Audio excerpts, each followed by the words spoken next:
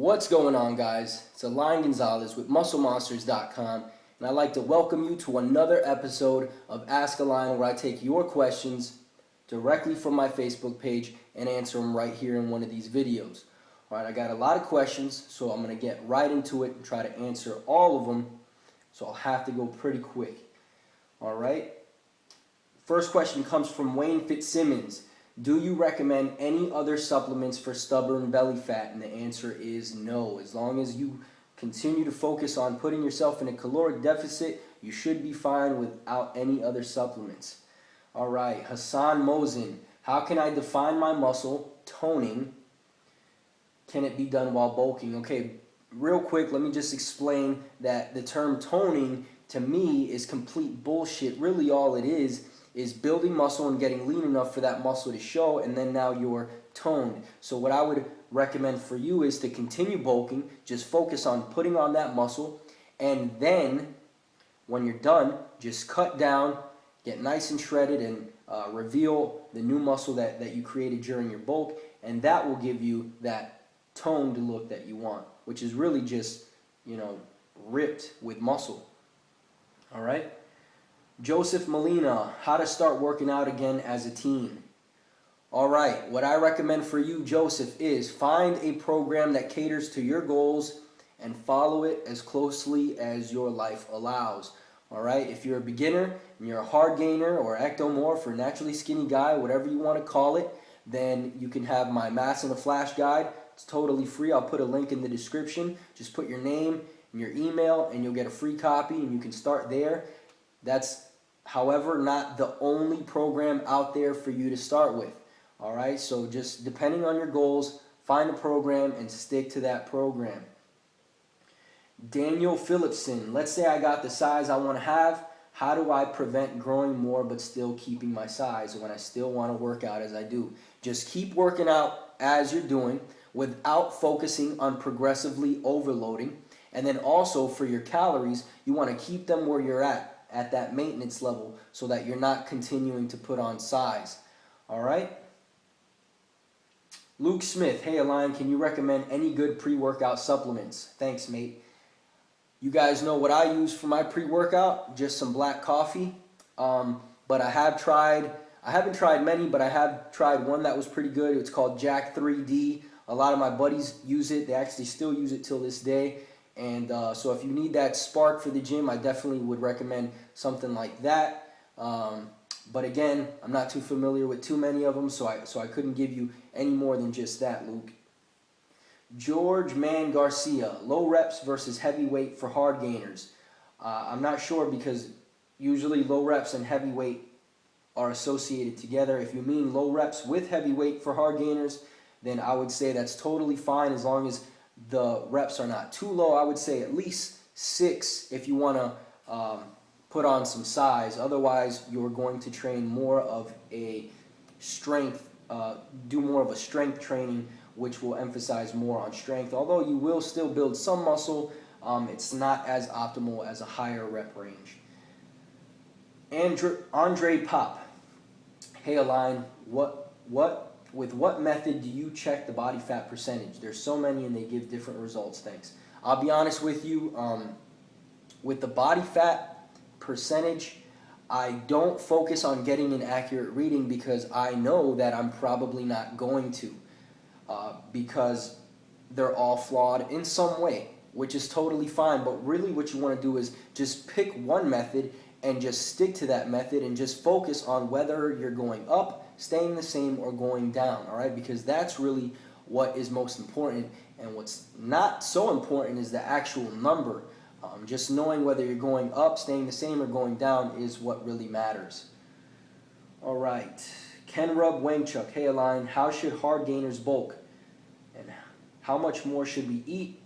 And workouts for biceps. All right, what I'm going to do for you is I'm going to provide you 2 links. One is going to be to my new article on how to calculate your calories and your macronutrients for bulking. All right, and then I'm going to also give you a video on biceps training that I did a little while back that is pretty informative, and I definitely recommend that you check that out. Jonathan Doney, when working out, is it not good to do the legs then the shoulders, as the blood has to race from one end to the other. It's totally fine. If you want to train your chest and your legs, or your legs and your shoulders, or your whatever, it doesn't matter. Totally fine. Go for it. VJ McVanna, I get super burned in biceps when doing underhand lat pull down and heavy underhand row for back. This is probably a quick, simple fix. What's happening here, what used to happen to me, and this is just me assuming, is that you're initiating a lot with the bicep and then finishing with the lat, when in fact you should be initiating with the lat and then finishing off with the biceps. Okay, so next time you train your back, go in the gym and try initiating first with the lat and then finishing off what's left with the bicep, and let me know how that works out for you. Ryan Klepp, eating carbs at night before bed. That is totally fine with me, as long as you're not going over your caloric limits. So if you have 300 grams of carbs a day and you're at 250 and it's 2 a.m., by all means, get your calories in, all right?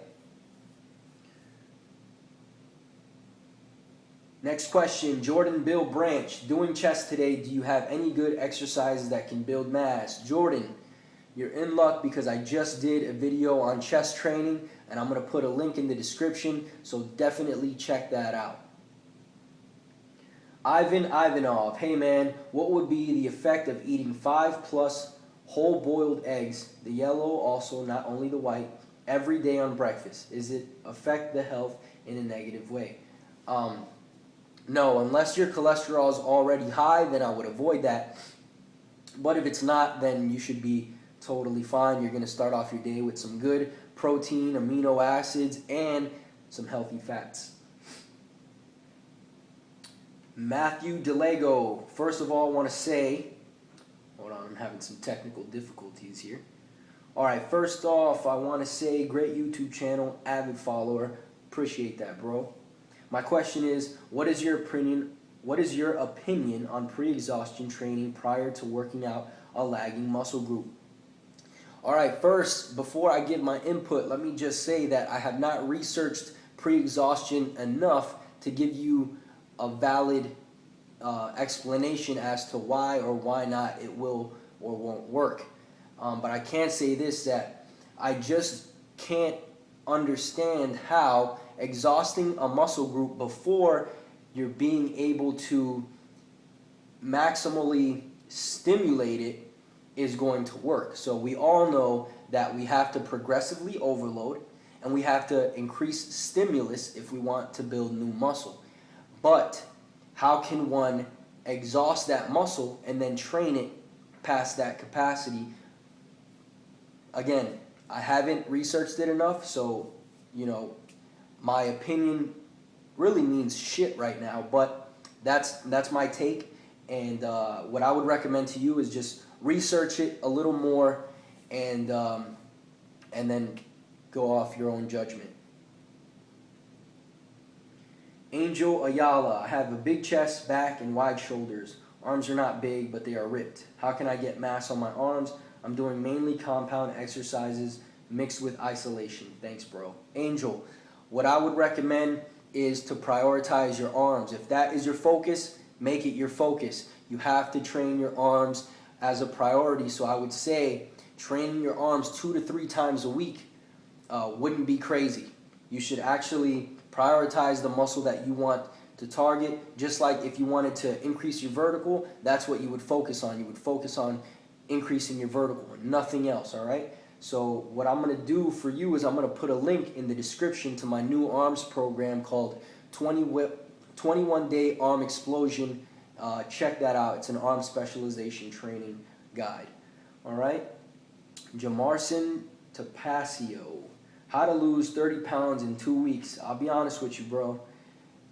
It's unrealistic, although it is possible. It's not going to be fat and it's not going to be healthy, and I definitely rather not give you some kind of crazy explanation on how you can achieve this, because I just don't feel like it's healthy. And even though it's not for me to choose whether you should do it or not, I'm going to go ahead and vouch not to give you some crazy information that could risk your health.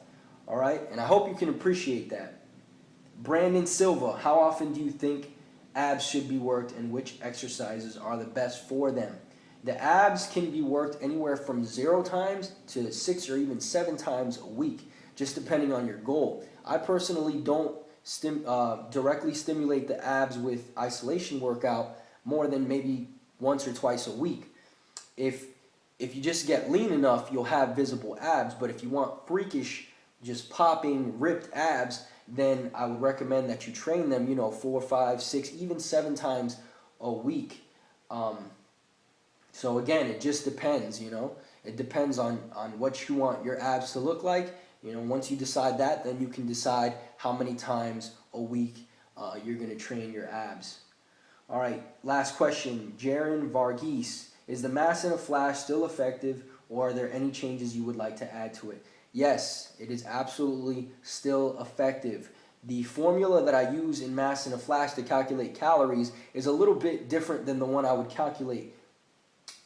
Sorry, the one that I would use to calculate now. However, it could still be manipulated the same way by following the formula, seeing if you're gaining weight, losing weight, or staying the same, and then deciding on whether you have to increase or decrease your calories then. That's pretty much the only thing that is different than the approaches now. So, great question, by the way. I really appreciate that. All right, guys, that sums it up, and I hope you guys enjoyed. If you want to get your questions answered on the next episode, go to facebook.com/musclemonsters. Like the page, and next time I post a comment stating that it's question time, or a status stating that it's question time, you just put your question in the comment section and I'll try to answer it here. Also, if you guys care enough, I now have an Instagram, instagram.com/musclemonsters. If you guys want to follow me on there, I'll put a link in the description. All right, guys, I hope you enjoyed. See you next time.